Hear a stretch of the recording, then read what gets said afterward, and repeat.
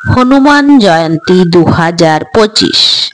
নমস্কার বন্ধুরা, ধর্মীয় ব্রতমালার নতুন একটি পর্বে আপনাদের সকলকে স্বাগত জানাই। আজকের পর্বে থাকবে হনুমান জয়ন্তী কবে, জানবো তার দিন ক্ষণ, সঠিক সময়সূচি, হনুমান জয়ন্তীতে পুজোর নিয়ম বিধি এবং মাহাত্ম্য কথা। রামভক্ত হনুমানের জন্মজয়ন্তী বছরে দুবার পালিত হয়। চৈত্র পূর্ণিমা ছাড়াও কার্তিক মাসের কৃষ্ণপক্ষের চতুর্দশী তিথিতে পালিত হয় এই হনুমান জয়ন্তী। 12ই এপ্রিল 2025 শনিবার চৈত্র পূর্ণিমা তিথিতে পালিত হবে এবছরের প্রথম হনুমান জয়ন্তী। হনুমান জয়ন্তী নিয়ে নানা বিশ্বাস ও মতবাদ আছে, তাহলে জেনে নেওয়া যাক শনিবার ঠিক কখন বজরংবলীর পুজো করা হবে। হনুমান জয়ন্তীর তারিখ, শুভ সময়সূচি। চৈত্র মাসের শুক্লপক্ষের নবমী তিথিতে রামচন্দ্রের জন্ম হয়েছিল বলে মনে করা হয়, আর ঠিক তার কদিন পরেই চৈত্র পূর্ণিমা তিথিতে জন্মগ্রহণ করেন রামভক্ত হনুমান। এবছরের হনুমান জয়ন্তী পড়েছে 12ই এপ্রিল 2025। চৈত্র পূর্ণিমা তিথি পড়েছে 12ই এপ্রিল রাত 3:24 এবং পূর্ণিমা তিথি শেষ হবে 13ই এপ্রিল সকাল 5:18 পর্যন্ত।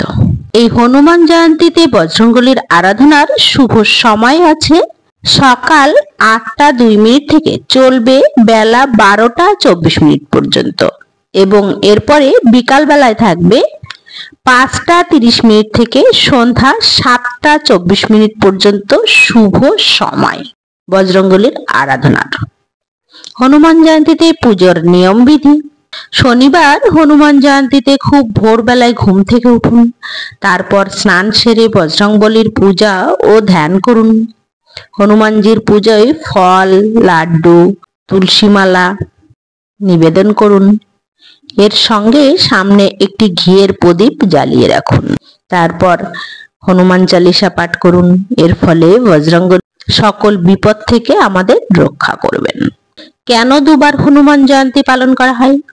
বাল্মীকি রামায়ণ অনুসারে কার্তিক মাসের কৃষ্ণপক্ষের চতুর্দশী তিথিতে 7ই নক্ষত্রে জন্ম হয়েছিল বজরংবলীর, কিন্তু চৈত্র পূর্ণিমা থেকে তার জীবনে এক নতুন অধ্যায় শুরু হয়।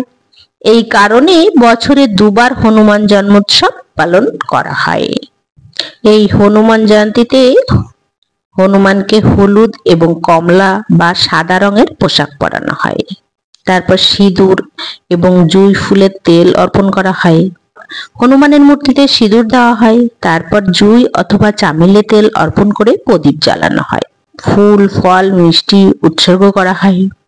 এই দিনে বাড়িতে রামায়ণ পাঠ করা হয়। যার যার সামর্থ্য অনুযায়ী খাদ্য, বস্ত্র, অর্থ অভাবগ্রস্তদের দান করা হয়। হনুমান জয়ন্তীর তাৎপর্য মাহাত্ম্য। হনুমান জয়ন্তীর বিশেষ তাৎপর্য রয়েছে। বলা হয় যে বজরংবলী উপাসকদের সমস্ত রোগ, শোক, দোষ থেকে দূরে রাখে, সমস্ত ধরনের সমস্যা থেকে রক্ষা করে। জীবনের সমস্যা দূর করতে হনুমান জয়ন্তী পুজো অবশ্যই করা উচিত। শনি দোষ থেকে মুক্তি পেতেও অনেক সময় হনুমানজির পূজা করা হয়।